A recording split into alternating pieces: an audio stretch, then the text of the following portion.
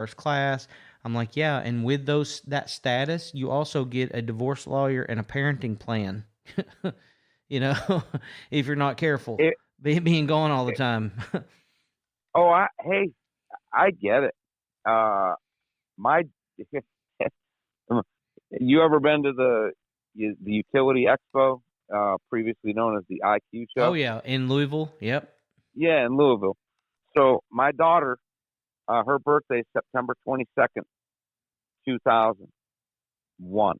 You'll find that's an IQ year. My daughter, my daughter was born, and I literally kissed my wife goodbye. And I started at Yale Portage in 2000 on Valentine's Day, February 2000.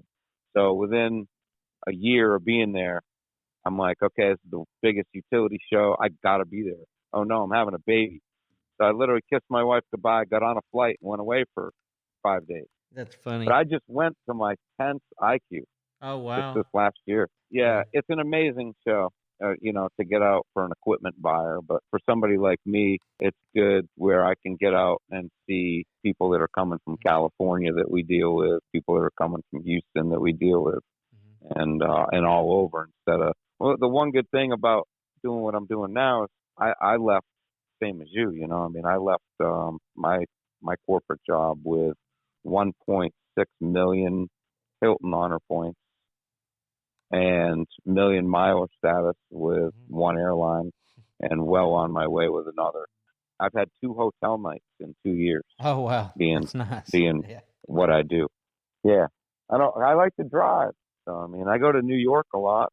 I'm driving a lot. The other thing I was going to mention, I said there were two things. The other thing I was going to mention, besides, hey, it's never too late to start. The second thing you mentioned, I think, is very important. Companies don't. There's not relationships between companies, and I've told my team this at work a lot. Is there's not companies don't have personalities. They really don't even exist per se. It's the people that you have relationships with that matters. You know what I Well, mean? that's Like it, right? we're all the face of the company that we represent. That's who others see the company in, is us. You're right, 100%. I mean, number one, it is never too late. I mean, I thought about it. Thought about it for so long, Kenny, that the day I came home in tears saying, you know, I'm done.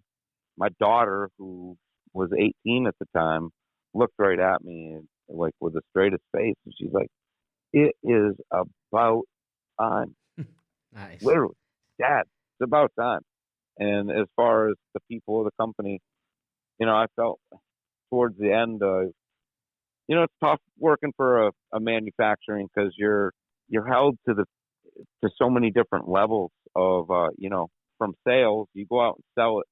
Now you got to make sure that customer service enters it right, or that you got everything that you needed to customer service. That info needs to be relayed to manufacturing. Then there's a team of people out doing that. Some of these lead times were getting crazy. We were getting busier. The company was growing. It wasn't the same company I started working for. You just had to depend on an entire team of people. So if like Johnny was out sick one day and couldn't reel up that reel of rope that was already made that couldn't ship because somebody was out sick, you wanted to go out and just do it yourself and get it done because you sold that. Hmm. At the end, I felt personally responsible as a human, not a sale. I am in sales. That's what I do. That's my job. It's not my job title. I guess it's what I do. I sell things. I'm responsible for delivering it. I want to be the delivery guy. I want to be, a lot of my sales, I deliver in person Hmm. because I want to know how the person's doing, why he broke the one that he needs a new one for. Maybe he's using the wrong product. Maybe he needs something different. There's a lot of instances. So I want to be the delivery guy. I don't want to be the back order guy. I don't want Hmm. to be the order taker. I want to come through with what you need. That was a lot of, like personal animosity, I guess, like, or just personal grief in working for what got to be a bigger company. You know, if there's an ice storm this weekend, a digger truck busts a winch line, he's not setting poles or yanking poles until he has another winch line. So getting like a local distributor that can actually have that in stock, make it, you know, before Saturday, people were calling the manufacturer saying, hey, can you do this? And they want a $300 product. Meanwhile, you know, there's a $3 million backlog. Mm-hmm. And the beauty about what we can do is, sure, we'll put everything down. We're going to have that to you Friday so you can actually have it properly logged in and stowed away. But that's the beauty about what I wanted to become versus what I was. Mm-hmm. I was no, I can't do that. That's going to be 18 weeks. No, I can't do that. Like, and then people are going to call around for quotes because they need it quicker. And I want to be that guy that has what you need and get it to you in a reasonable time. And that puts a smile on my face, being the delivery guy. So my next question was, what drives you? And it sounds to me like that is what drives you. And it's neat to listen to you and what your aspirations were, what to become. Like a lot of folks, when they start a business, they have aspirations of becoming what you hate. You know what I mean? Until you live it. Right. And then you realize that that's not where your satisfaction lies.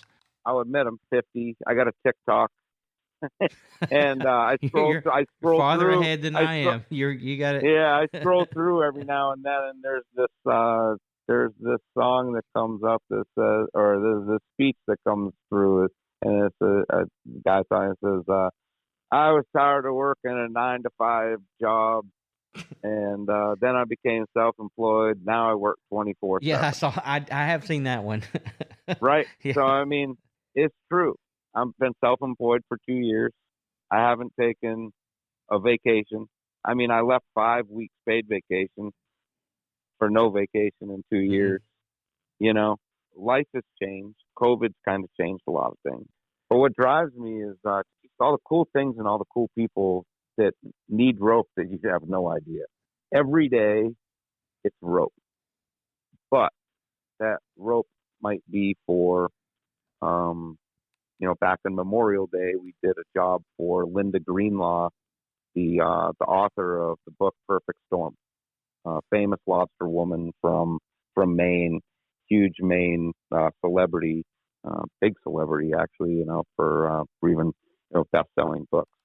So she called personally and wanted, you know, like this rope border instead of wire cable. She wanted a rope border around her new 50-foot lobster boat. And, you know, went up over Memorial Day weekend, built the thing for her because it was going to be on a local TV show, you know, and then you get to watch it on a TV show. Oh, that's cool. It was, you know, the local, so it's cool. A week later, Raytheon from the government's calling you, asking you certain things about top secret stuff, sending military drawings, and how soon can you get us a couple thousand units. It's all rope, but how it's being used really is the variety which keeps me energized and keeps me driven. I like some aspects of it a lot more than others because I guess I understand it better. Mm-hmm. And I understand a lot of the rope properties. So if we always back into, hey, what's your application? Oh, dog leash, you can use this. Oh, you're hanging somebody from a helicopter, then this is definitely where you want to go. And making those decisions and helping people make the right choices, I guess, is what makes us the rope gurus. We go out because of induction burns, ropes down, or rope jump to shiv. But definitely, you know, it happened up here in Maine back in like 2009. There was a big project going on, and it was a specific rope type and a specific just perfect weather predicaments where it rained over the weekend, and then there was that morning dew and the fog on Monday morning where everything was kind of like drying out, and the helicopter was pulling itself out of the trailer, ready to go pull the rope in further, and we were all standing there watching it go, and it would fall down at the base. Next one, fall down. We were literally picking that rope up in 150-foot or 300-foot sections. My number one recommendation is to never leave I understand, set up and take down and whatnot, but if you know the weather is going to be bad, definitely try not to have that rope up getting wet. Mm-hmm. Now, there's some ropes that work better than others um, for that whole purpose. So, do your research and just make sure you're buying the right rope. If you're that company that you're not doing a demolition and you're just you're going in and you're pulling everything out in a day, you're up and down. You really don't have to worry about it.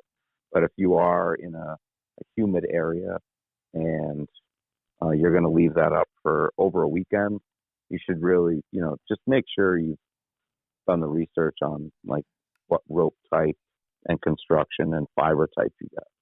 I remember at the utility in Tennessee, our rope rig was like always kept inside. We never pulled conductor, got our rope trailer out if it was supposed to rain. We treated like that rope rig like it was a 57 Chevy. Like we, Sure. Covered all the time, like never took it out in bad weather. Like it was like they took care of their stuff there. I always appreciated that. That and the hot stick trailer always took care of both of those. Yeah, I appreciate people when I show up and they're like, "Hey, I have to take the tarp off the trailer," or like, "Yeah, we're pull inside. It's in the garage." Yeah. And that's where we keep it. I know not everybody can do that for sure, but UV for sure. You're not using a puller every day. You have those pullers to do those big jobs. And once that big job's done, that puller goes back into the yard and sits until you won the bid on the next big job, right? Unless you're a big utility and you only got one puller, and then it's going to all the divisions. UV is a big thing. The first 500 to 1,000 feet of that rope are what's going to get beat up anyway, because that's seeing every pole, every phase, every block. As you get down into that reel, a lot of these 1,000-foot pullers or 20,000-foot pullers, the bottom third of the rope never sees the light of day. Yeah, right. And I thoroughly enjoyed talking to you about this. This is so interesting, and not only about the rope, but about you and your story. And you sound like an amazing guy that has a lot of drive and has a good perspective, and you have your priorities in order regarding life. What can we do to help someone like you? What can the listeners do to help? That's a good question. You could just start by following us on Instagram for sure. I'm starting to build some content, which is a little bit more knowledge about each type of like fiber type and constructions of rope.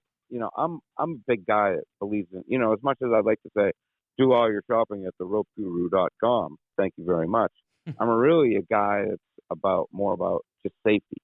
Mm-hmm. And the more I can teach people about the safe use and practices about rope, kind of comes around. Inspect your rope all the time. Respect your rope all the time. When in doubt, throw it out. These are all the things that I tell people. And if you got a question, call me. Not all rope is created equal, right? I think if the biggest problem in the rope industry is if the rope broke, then I need a bigger one and a stronger one. And that's not always the case, mm-hmm. right? It's not always the case. You don't always need a rope that's super strong if you're pulling a vehicle out of the mud. You need something that's going to have the ability to absorb energy to be able to get that vehicle out of the mud. Because if you buy a really strong rope, that's actually probably just like hooking a chain or a steel cable up to it. You're just going to probably pull the front bumper off the truck or whatnot. It's going to do a lot more damage than it would good. So buying the right rope for the right purpose, for the right application, I think would be the number one thing that I could recommend and could say that that's what you'd be doing to help me out. I mean, I don't want to show up to an accident. I've been around this industry for 20 years and I've people have died. I've been deposed. I've sat on the stand. There's a lot to it when people think that they got the right rope. Mm-hmm. You buy a really strong rope and then you tie a knot in it. That 100,000-pound rope that you might have just paid $15 a foot for is now only 50,000 pounds because you tied a knot. Tied a knot in it. The knot reduces the rope strength by